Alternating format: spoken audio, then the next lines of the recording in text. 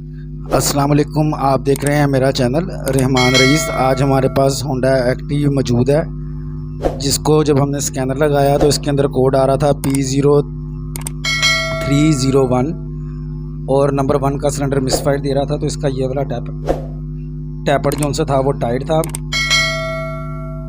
तो जैसे ही हमने इसका टैपर लूज़ किया, लूज़ करने के बाद थ्रॉटल बॉडी भी इसकी सारी साफ़ की है।